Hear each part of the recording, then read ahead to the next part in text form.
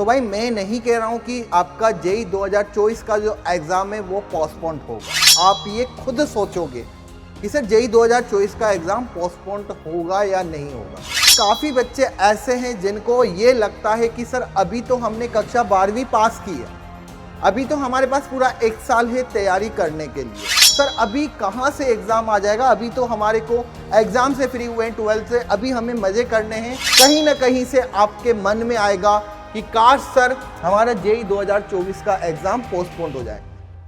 क्या सर यार फिर से वही टॉपिक ले आ गए, पहले से ही सर हमारा दिमाग खराब है, पढ़ाई हो नहीं रही है, सर पीछे से एग्ज़ाम आ गया है और आप बात कर रहे हैं पोस्टपोन्ड की। क्या सर ये पॉसिबल है कि पोस्टपोन्ड होगा? तो भाई मैं नहीं कह रहा हूं कि आपका जेई 2024 का जो एग्जाम है वो पोस्टपोन्ड होगा। बिल्कुल, मैं आपको आज ऐसी चीज बताने वाला हूं जो आप ये खुद सोचोगे कि सर जेई 2024 का एग्जाम पोस्टपोन्ड होगा या नहीं होगा। कंफ्यूजन में हो कि सर क्या कहना चाहते हो, तो इसलिए बच्चों पूरा वीडियो आप ध्यान से देखिएगा। मैं आपका अपना जेके सर एक बार फिर से आपका स्वागत करता हूं इंडिया के नंबर 1 चैनल जो कि है बच्चों डाउटनेट जेई हिंदी माध्यम। तो यहां पे बच्चों मैं आपको बताने वाला हूं कि जेई 2024 पोस्टपोन्ड होगा या फिर नहीं होगा। तो आप में से काफी बच्चे ऐसे हैं जिनको ये लगता है कि सर अभी तो हमने कक्षा 12वीं पास की है, अभी तो हमारे पास पूरा 1 साल है तैयारी करने के लिए, ठीक है। और आपको मैं बता दूं बच्चों कि जो जेई 2024 का आपका एग्जाम होने वाला है, अगर अकॉर्डिंग टू प्रीवियस ईयर्स की मैं बात करूं कि कोविड वगैरह नहीं आएगा तो ये एग्जाम होगा बेटा आपका जनवरी में। और अगर मैं जनवरी की बात करूं तो बच्चों आपके पास जो समय है वो टोटल कितने मंथ है? 6 मंथ। आफ्टर 6 मंथ आपका एग्जाम होना है जेई 2024 मेंस का एग्जाम। अब यहां पे बच्चे सिर्फ ये माइंड में रखते हैं कि सर अभी तो हमारे पास पूरा साल है, सर अभी कहां से एग्जाम आ जाएगा, अभी तो हमारे को एग्जाम से फ्री हुए हैं 12th से, अभी हमें मजे करने हैं। तो भाई मैं आपको कहना चाहूंगा जैसे ही आपका बेटा नवंबर दिसंबर आएगा आपके माइंड में ये चीजें आने लग जाएगी कि सर काश जेई पोस्टपोन्ड होगा। आप ये यूट्यूब पर वीडियो देखोगे, सोशल साइट्स पर आप चाहे इंस्टा हो फेसबुक हो, कहीं ना कहीं से आपके मन में आएगा कि काश सर हमारा जेई 2024 का एग्जाम पोस्टपोन्ड हो जाए। और ये होता है बच्चों के साथ। मेरे पिछले जो सालों में बच्चे रहे हैं, जो बच्चों ने पढ़ाई नहीं की थी उन बच्चों को फिर क्या होता है लास्ट में कि सर अब तो हमसे तैयारी होगी नहीं, तो यहां पे सर एग्जाम पोस्टपोन्ड होगा क्या। फिर आपको पता है कि यूट्यूब पर ह्यूमर फैलता है कि हाँ एग्जाम पोस्टपोन्ड हो सकता है, एग्जाम क्या किस डेट को होगा, अभी तक फॉर्म नहीं आए हैं, बहुत सारी चीजें होती है। तो भाई मैं आपको अभी से कह देना चाहता हूं कि भाई आप जो दिसंबर में सोचने वाले हो, जो आप दिसंबर में सोचने वाले हो ऐसा कुछ भी नहीं होगा। और आपके एग्जाम के लिए अगर मैं यहां पे बात करूं, मैं इसलिए साथ ही साथ में आपके सामने लेके आया हूं एग्जाम डेट।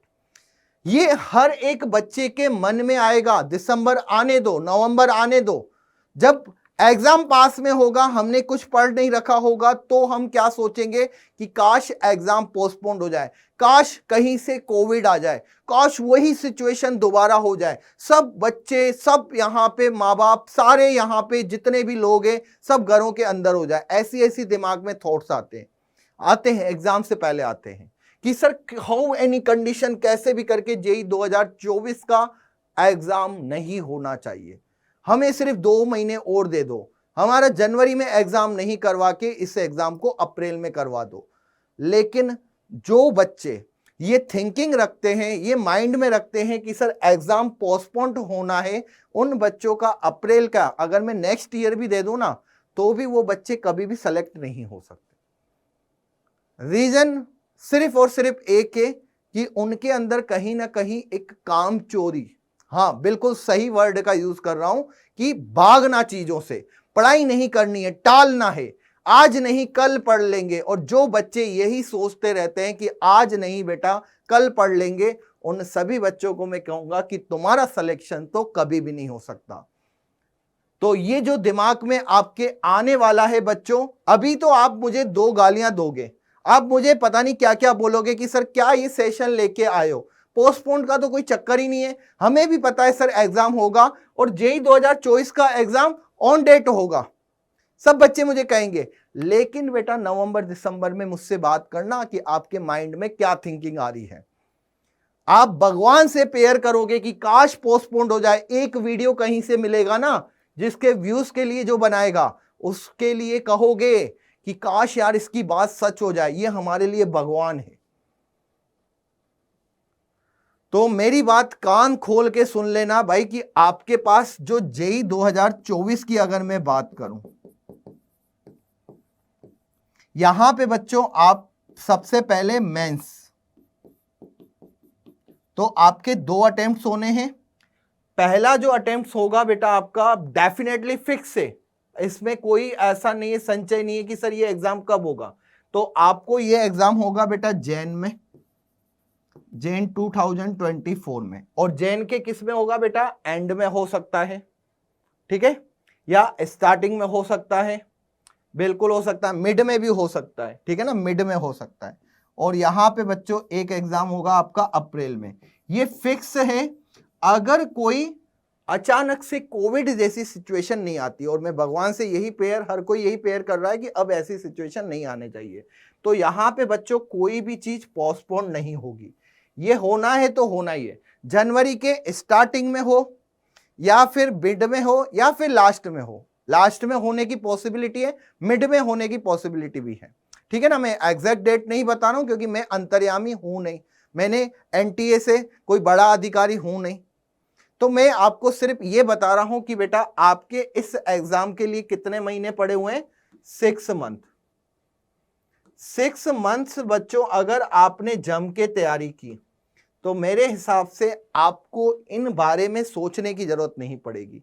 और इसके बाद बच्चों आप दोगे एडवांस, और एडवांस का जो पेपर होगा वो कब होगा बेटा?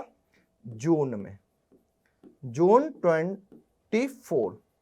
यहां पे बच्चा एडवांस का पेपर वही बच्चे दे पाएंगे जो मेंस में क्वालिफाई होंगे। अगर यहां पे मैं बात करूं तो इस बार नंबर्स ऑफ कैंडिडेट्स कितने होने वाले हैं बेटा? 10 लाख से ऊपर जाएंगे तो 10 से 12 लाख यहां पे लगभग होने वाले कैंडिडेट। इसमें से बेटा कितने? 2.5 लाख ये बच्चे देंगे एडवांस का पेपर जून। तो अगर मैं एडवांस के पेपर की बात करूं तो एडवांस के पेपर के लिए तो आपके पास सफिशिएंट समय है, लेकिन अगर मेंस की बात करूं तो मेंस के लिए आपके पास सफिशिएंट समय नहीं है। आपको यहां पे 6 मंथ अगर समय रहता है तो आपको कितनी देर पढ़ना चाहिए? यहां पे 12 से 15 घंटे। और ये मजाक नहीं कर रहा हूं मैं बच्चों, 6 महीने अगर हमारे पास है तो हमें ये समझ में आ जाना चाहिए कि हमारे पास समय काफी कम है, क्योंकि फिजिक्स भी पढ़नी है, केमिस्ट्री भी पढ़नी है, मैथ भी पढ़नी है, 11th और 12th दोनों का सिलेबस कवर करना है। तो जो बच्चों को सिर्फ इस दिमाग में, अब मैं यहाँ पे ये पोस्टपोन की खबर क्यों बच्चों को यहाँ पे अच्छी लगती है? क्योंकि बच्चा उलझा रहेगा, बच्चा उलझा रहेगा बैकलॉग में। ये सबसे बड़ा रीजन है बैकलॉग। मैं कहता हूं बैकलॉग मत कवर करो, मत करो बैकलॉग को, ध्यान ही मत दो। जो करंट में आपके किसी भी कोचिंग में, किसी भी प्लेटफॉर्म में जो चल रहा है आप उस पर ध्यान दे दीजिए, अपने आप चीजें क्लियर हो जाएगी। बैकलॉग को भूल जाओ। पिछला जो आपने नहीं पढ़ा या आपने जो भी चीजें किसी कारणवश जो भी छूट गया, छोड़ दो यार। हमें कोई 100 में से 100 नंबर मैथ में नहीं लाने, 100 में से 100 केमिस्ट्री में नहीं लाने, 100 में से 100 फिजिक्स में नहीं लाने हैं। हम अपना टारगेट 300 में से 200 का रखते हैं। अगर हमने कुछ सिलेबस छोड़ भी दिया तो कोई इशू नहीं है, 200 मार्क्स आएंगे, मतलब कि हमारे कुछ क्वेश्चंस तो छोड़ भी सकते हैं एग्जाम में, इसके लिए तो किसी को कोई समस्या नहीं होनी चाहिए। तो मेरी बच्चों ये बात ध्यान रखना, पोस्टपोन पे बिल्कुल भी मत निर्भर रहना, क्योंकि ये तो बेटा कभी भी नहीं होने वाला है। ये आपके लाइफ को बर्बाद करेगा और कुछ नहीं। लेकिन ये सत्य है कि एग्जाम डेट आएगी, जनवरी और अप्रैल में आपके दोनों अटेम्प्ट्स होंगे, ये सत्य है। बाकी ये सब बेटा क्या है? मिथ है।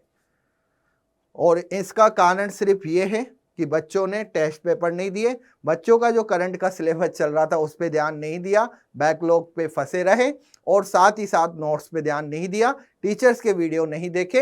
ये सब कारण होते हैं इस पोस्टपोन के, यही कारण होते हैं जिससे कि बच्चा सोचने लग जाता है। तो मेरी यहाँ पे 5 बातें बच्चों ध्यान रखना अगर आपको अपना 100% सिलेक्शन करना हो। पहला, जिस भी प्लेटफॉर्म पे हो, जहां भी आप पढ़ रहे हो, उनके वीडियोस जरूर देखना, उनके लेक्चर्स को जरूर फॉलो करना, क्योंकि कोई भी टीचर आपको पढ़ा रहा है तो जरूर उनको एक्सपीरियंस होगा और वो अपने दम पे आपको सेलेक्ट करवा सकता है, किसी भी प्लेटफॉर्म पे हो। उनके वीडियो प्रॉपर तरीके से देखना। दूसरा बच्चों, नोट्स को प्रॉपर फॉलो करना। साथ ही साथ बेटा तीसरा, शॉर्ट नोट्स जरूर बनाना। शॉर्ट नोट्स जब आप बनाते हो तो कहीं ना कहीं आपके लिए रिवीजन के लिए एक प्रॉपर आपके पास मटेरियल होता है कि हाँ, रिवीजन के टाइम हम इसको कवर कर लेंगे। फोर्थ बच्चों, मॉक टेस्ट अगर आपने नहीं दिए तो मतलब सिलेक्शन आपने अपना खो दिया। टेस्ट के बिना जेई का सिलेक्शन आप सोच भी नहीं सकते हो, तो टेस्ट जरूर दीजिए। और पांचवा बच्चों, बैकलॉग के लिए हमें अपना साल बर्बाद नहीं करना। बैकलॉग को भूल जाओ। ये जैसे होता है ना अंगूठा, इसको एक बैकलॉग की तरह, ये अगर उल्टा हो जाए तो बेटा डिसलाइक और ऐसे लाइक। तो इसी तरीके से अगर हमने बैकलॉग को सीरियसली लिया और हम इस पे उलझे रहे तो हमारा सिलेक्शन नहीं होने वाला। तो आपकी जितना भी बच्चों एग्जाम्स के लिए आपने एफर्ट लगाया है, जितने भी आपने चैप्टर्स कवर किए हैं, आप उस पे निर्भर रहिए, उस पे कॉन्फिडेंस रखिए, ना कि उसको आप ध्यान रखिए कि जो हमारा छूट गया है। कवर करने का अगर आपके पास समय है तो आप एक एक 2-2 घंटा पीछे से कवर कर सकते हैं, एक एक 2-2 घंटे रोज के दे सकते हैं, लेकिन उसको दिमाग में हावी मत होने दीजिए। जो पढ़ रहे हैं, करंट में चल रहा, उस पर प्रॉपर ध्यान दीजिए। ओके बच्चों, तो ध्यान रखिएगा, इन पोस्टपोन्ड वाली बातों को दिल से ना लगाइए और ऐसा काम मत करिए कि जब हमारा दिसंबर या नवंबर का समय हो तो हमें सिर्फ इनके लिए उम्मीद लगानी पड़े। ठीक है, तो आज का सेशन कैसा लगा मुझे जरूर बताइएगा कमेंट करके। आगे इसी प्रकार के सेशन बच्चों आपको मैं जरूर लाता रहूंगा, और अगर आपको लगता है कि सर आप इसके ऊपर कोई सेशन बनाइए तो आप मुझे कमेंट्स में पिन कर सकते हैं। लेकिन एक बात और बताना चाहूंगा बेटा, अगर आप अभी भी हमारे साथ जुड़ के लड़ना चाहते हैं तो हम आपके लिए एक आरंभ बैच 2.0 लेके आए हैं, लिंक डिस्क्रिप्शन पे दे रखा है। आप अभी से ज्वाइन करके 6 महीनों में अपने जेई के सफर को पूरा कर सकते हैं और उसे हासिल कर सकते हैं। धन्यवाद।